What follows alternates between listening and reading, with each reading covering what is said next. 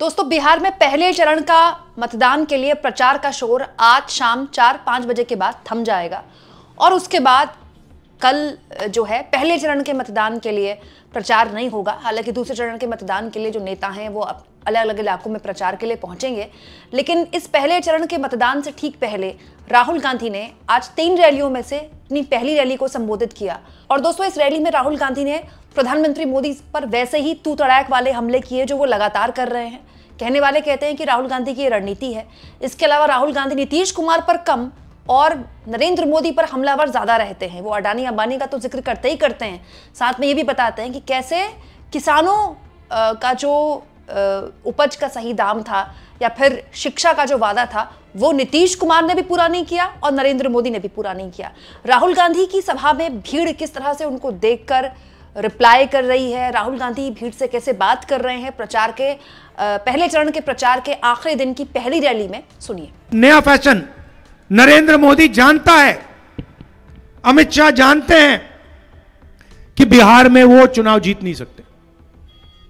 एक ही तरीका है जीतने का, वोट चोरी। वोट चोर गद्दी छोड़।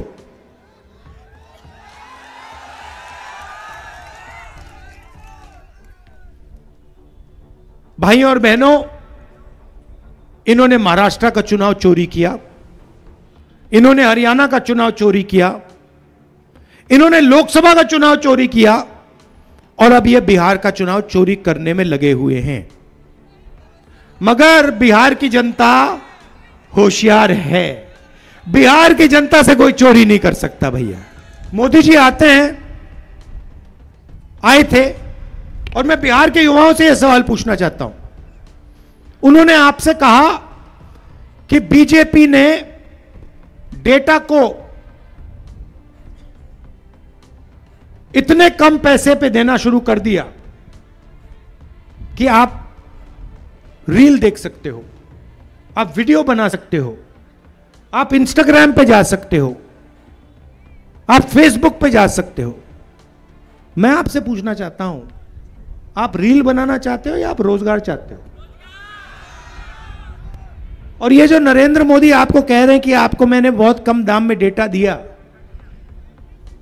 ये पैसा किसको जा रहा है? ये जियो को जा रहा है, रिलायंस को जा रहा है।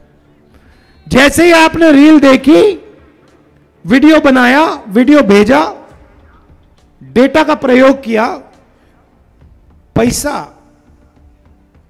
अदानी और अंबानी के जेब में गया। तो प्रधानमंत्री आके आपसे यह कह रहे हैं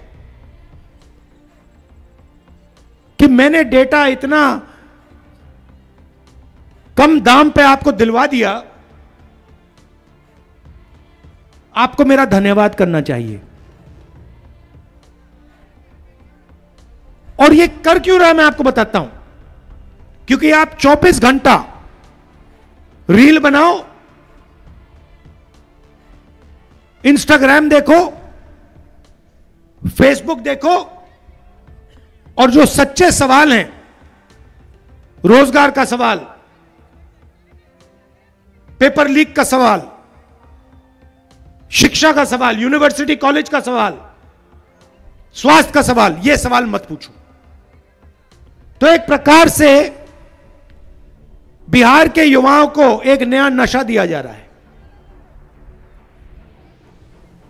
जैसे ड्रग्स होते हैं, शराब होती है, यह 21वीं सदी का नशा है कि आप 24 घंटा रील देखते जाओ।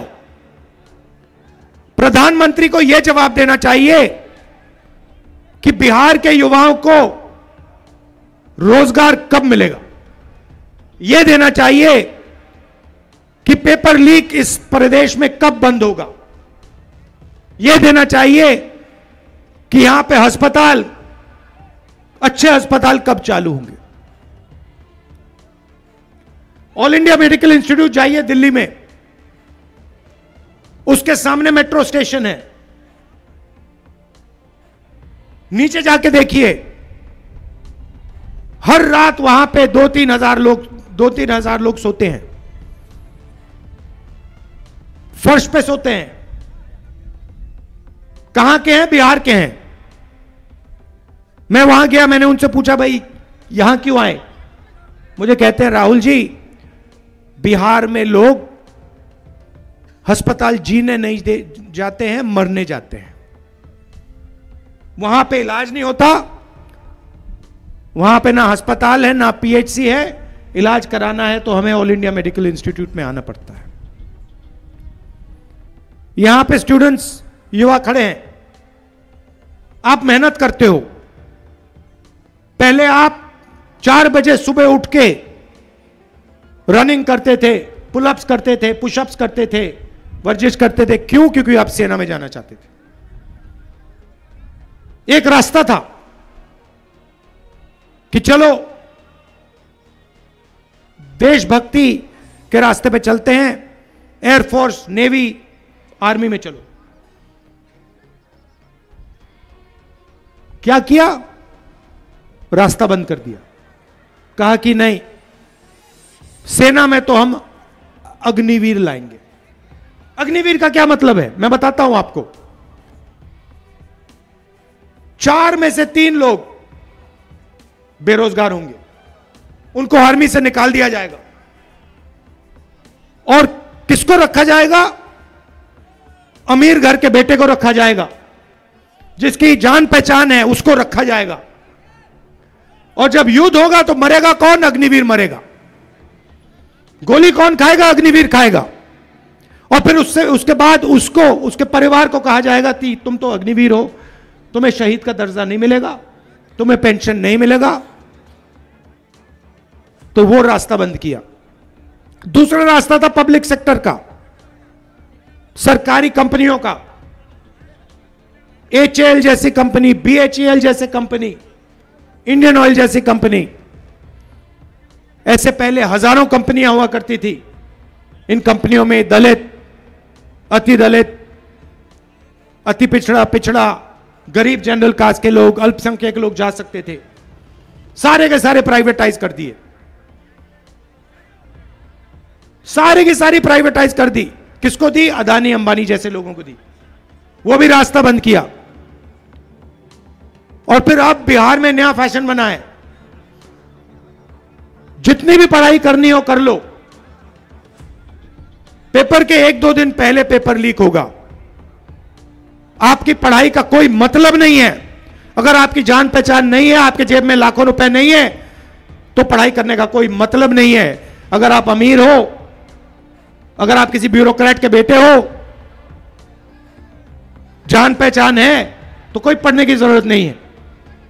पेपर आपको मिल जाएगा, आप सीधे सरकार की नौकरी पा पाओगे। ऐसा बिहार में नहीं चाहिए।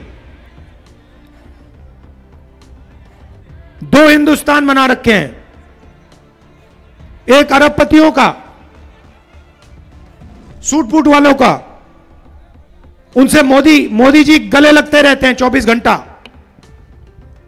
उनकी शादियों में जाते हैं, उनके साथ डांस गाना होता है। आपने कभी नरेंद्र मोदी को किसान से गले लगते हुए देखा है? कभी देखा है? छूते हुए देखा है किसान को? किसी मजदूर को छूते हुए देखा है नरेंद्र मोदी को?